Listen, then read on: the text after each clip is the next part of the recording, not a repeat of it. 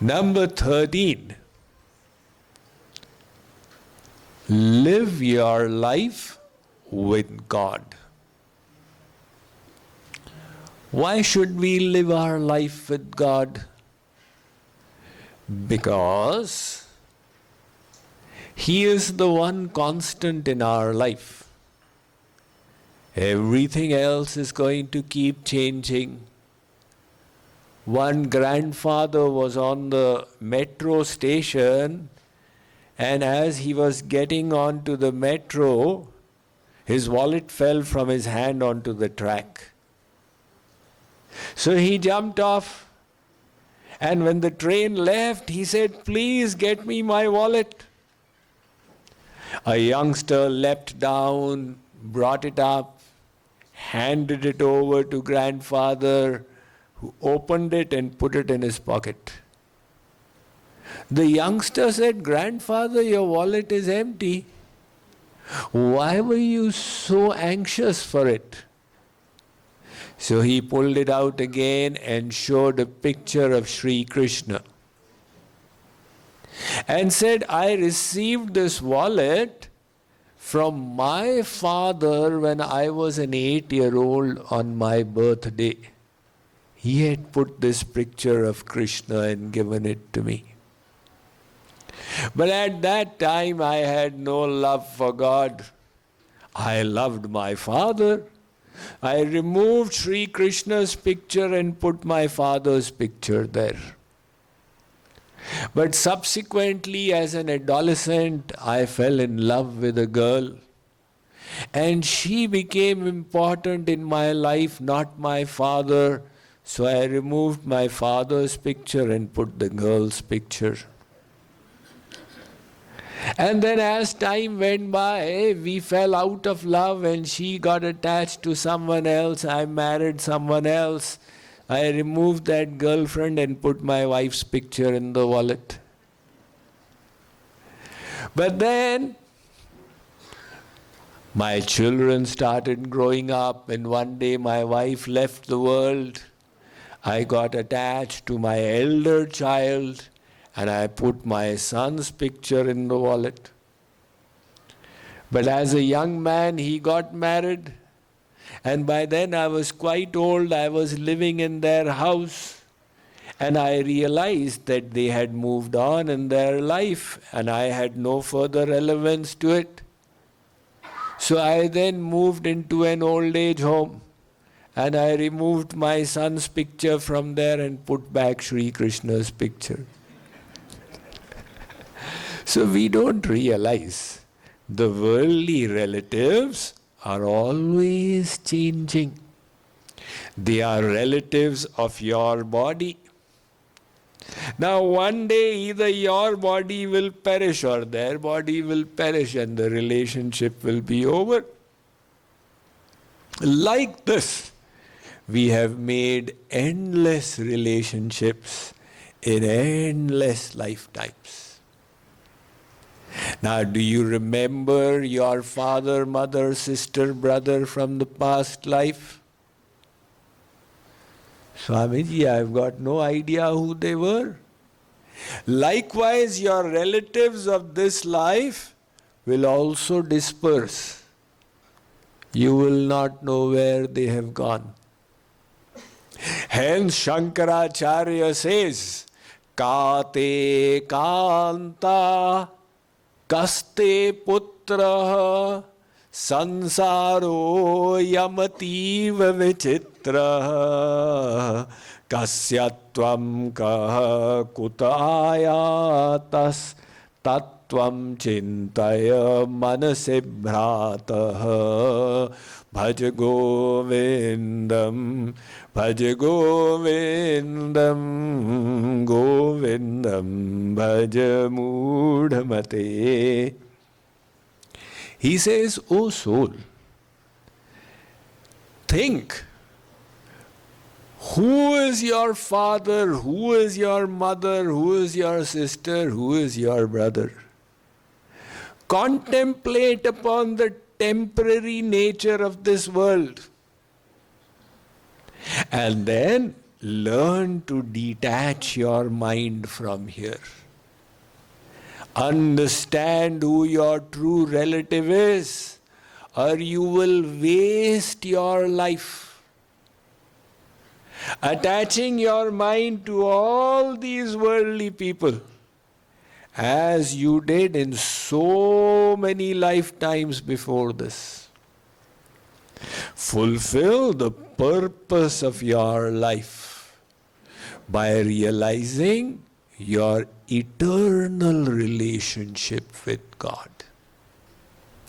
This word relationship, in Sanskrit, it is sambandh.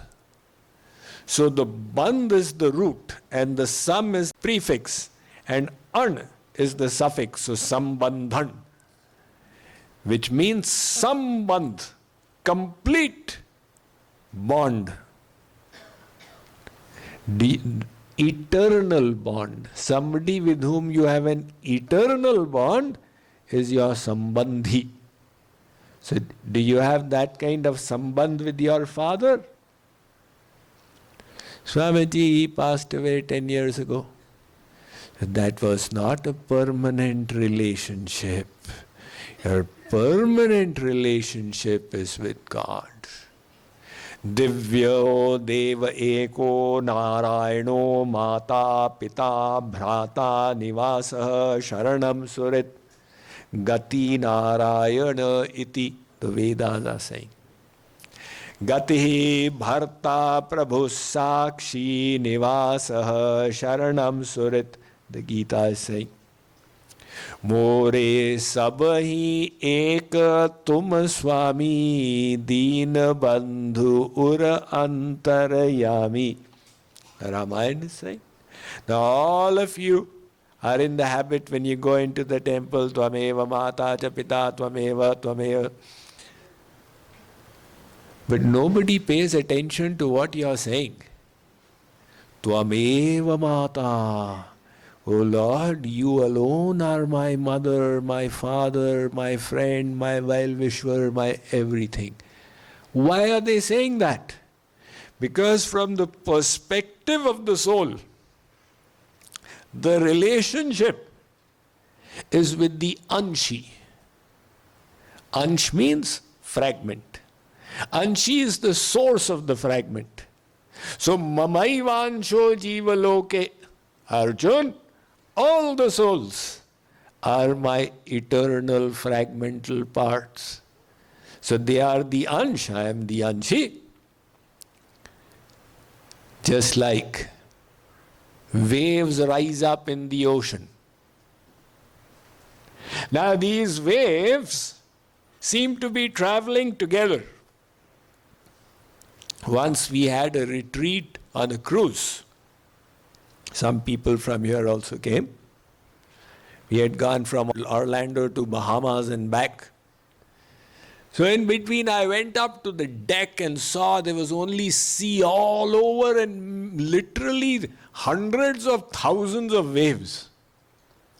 But two waves that go side by side seem to be traveling together. See, oh my God, they've got such an intimate relationship, arm in arm. And how far? One goes a few 100 feet and it's finished. Another goes an extra 100 feet and that is also finished. Did they really have a relationship? They both arose from the ocean and merged back into the ocean. Their relationship was with the ocean. That is why saints, scriptures are reminding us again and again. Sache sakha hai hari hamare mata pita meet subandhu pyare bhulo na bhai din raat gao govind damodar madhaveti नाता भला क्या जग से हमारा, आए कहाँ से कर क्या रहे हो। सोचो विचारो हरि को पुकारो, गोविंद दामोदर माधवेति। प्यारे जरा तो मन से विचारो, क्या साथ लाए हो क्या ले चलोगे। जावे सदा यही हमारे, Govind Damodar माधवेति. So, from the philosophic perspective of the absolute truth, this is the reality. But we people wish to see what is the practical utility of living our life with God. Let's understand that. The practical utilities are so many. First of all, when you learn to live your life with God, you will become more fearless. When you know the all-powerful is with you, you will become fearless. One little child used to go for the summer vacation to his grandmother's house, along with his parents. And one summer the father was busy on a project, and he said, "My child, this summer I cannot take you." He started saying, "Papa, let me go on my own. I'm big enough now. I'm 6 years old." Papa was not too sure about that, sending a 6-year-old by train. So nevertheless, because the child was insistent, Papa booked his ticket. And he came to see him off, seated him in his seat in the sleeper coach, and then handed him a ring to wear. He said, "My child, I know you are brave, but just in case you become overcome by fear, open this ring, it will help you." Child, in his bravado, he said, "Nothing is going to happen." But once the train took off from the platform, everything changed. Now they were all strange faces and unfamiliar surroundings, an uncertain future, and he was unsure of what to do. In the space of 2 hours, he was having an anxiety attack when he remembered my father had given me a ring. He opened the casket in the ring, and there was a little note. He read the note. His father had written, "My child, there is nothing to worry. I'm traveling in the next bogie." Now his fear disappeared. "Oh my God, my father is with me." Likewise, we fear when we think, "I'm all alone in this world, who's going to take care?" But when you know that the master of the universe is with you, only thing is he doesn't openly show his hand, because he wants love to be a freedom, faith to be a choice, not an imposition. So he waits for you to choose to have faith, to choose to love. And that is why he keeps himself hidden. It is just like the Cherokees do. Like Arjun. In the case of Arjun, Sri Krishna told him, "Look, Arjun," on the last day he said, "Today, when the battle is over, you get off the chariot first, and I will follow a little later. And when you get down, you go and stand 50 yards away." Arjun said, "Don't use your intellect in what he says, just do it." So he got off the chariot and went and stood a little distance, and when Sri Krishna got off, the chariot exploded. Arjuna asked Sri Krishna, what happened, Maharaj?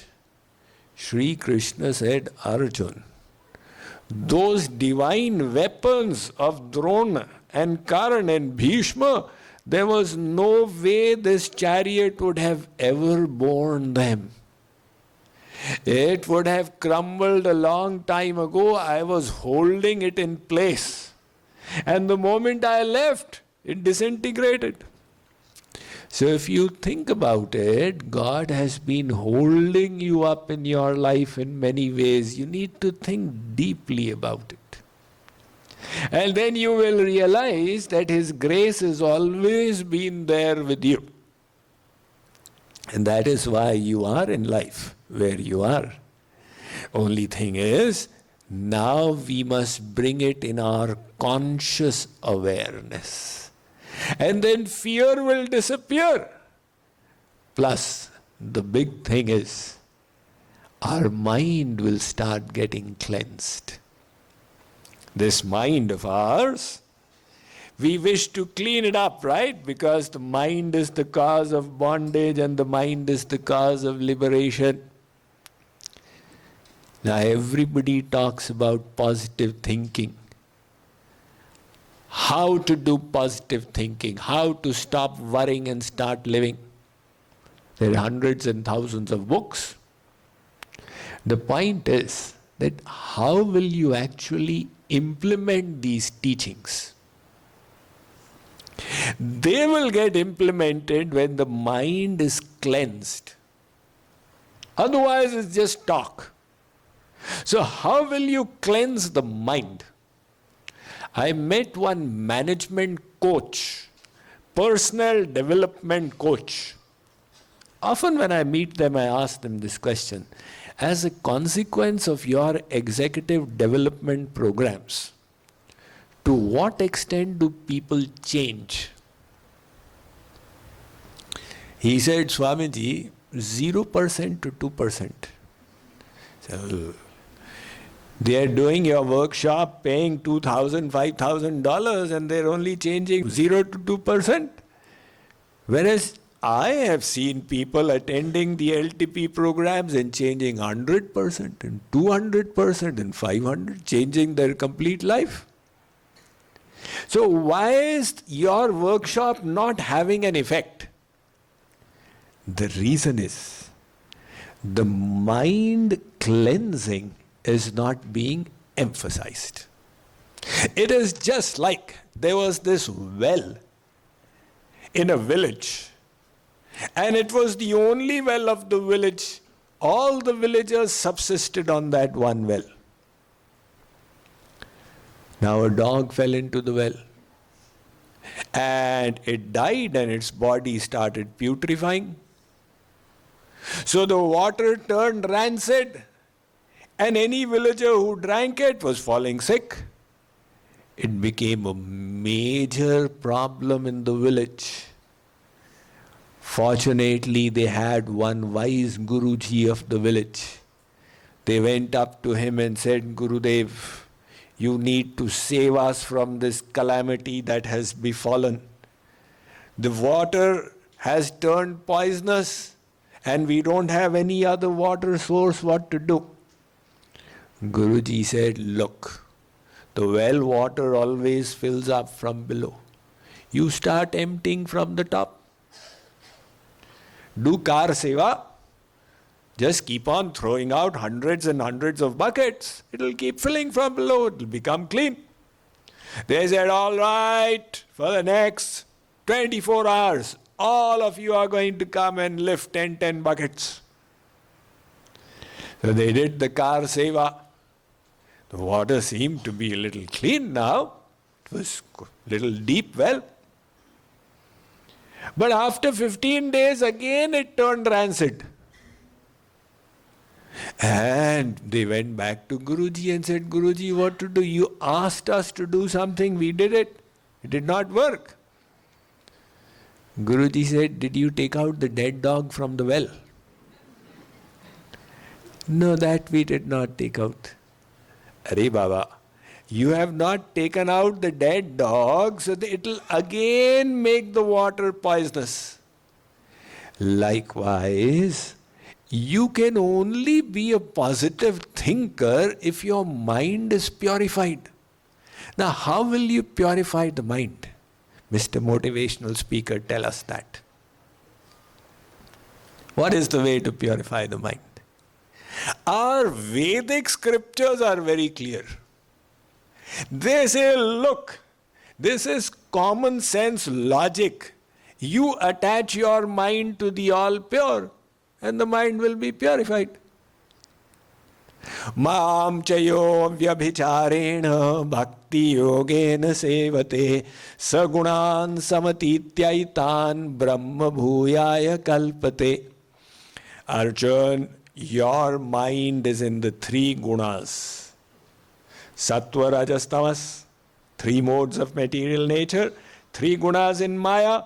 Maya, your mind is made from it, so three gunas in your mind. Now your vritti, temperament is rotating between the three gunas. Sometimes it becomes sattvic, sometimes rajasic, sometimes tamasic. It fluctuates, right? Now, for example, you're listening to wisdom. So the mind has become sattvic. Does anybody have anger at this time? None at all. So everybody is beyond anger? Of course not.